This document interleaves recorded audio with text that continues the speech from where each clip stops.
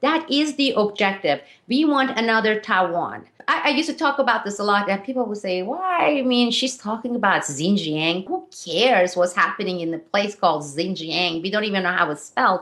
Well, as you see, it's been happening. It's extremely important. And again, it pops up. Unfortunately, 99% of people, even though New York Times, with its own tilt, covered it, they would read it and with the names not making sense, saying, okay, maybe it's some immigration issues where you have illegal immigrants being smuggled out of this country, but it's not. It's never been the case.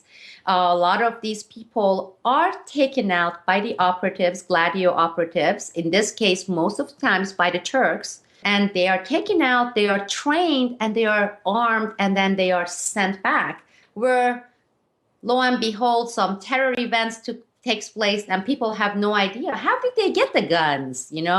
How were they trained militaristically, because Xinjiang is under China's control. Well, they are trained outside. So that is the goal, and that is the operation. So the Chinese government's version of the story is much closer than when the New York Times takes the version of the Turkish side, saying you're going to see similar elements that we have been seeing, let's say, with Ukraine. Okay.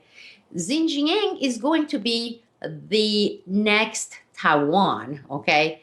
And you look at the map, you see the importance of Xinjiang.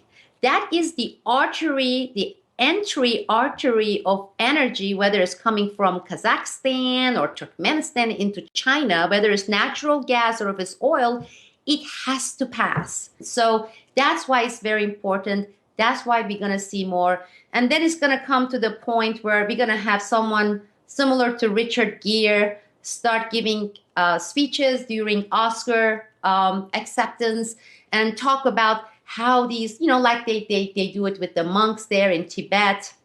It would be how these people are being, abused and oppressed, and they need to have their own land, and it needs to be carved out. Meaning that is the objective. We want another Taiwan. We want to gradually, by playing, how here internally we play the gender card and the race card. Well, for that part of the world to play the minority without land, we're going to help them. They're being oppressed. The Chinese are gunning them down and torturing them. So let's take out this. We put military base there. And we also have the sympathy of the world. But as the Western nations, United States, Gladio, we've never cared about people suffering. That's not within our interest area, unless it can be utilized, capitalized upon to get our objective, meaning, and make sure that China, energy-wise, is not going to have an easy time. It's definitely going to come. The question is not whether it's going to come. The question is when. And you see that gradually they are paving the way. So it's going to happen, whether it's 5 years down the road or 2 years down the road.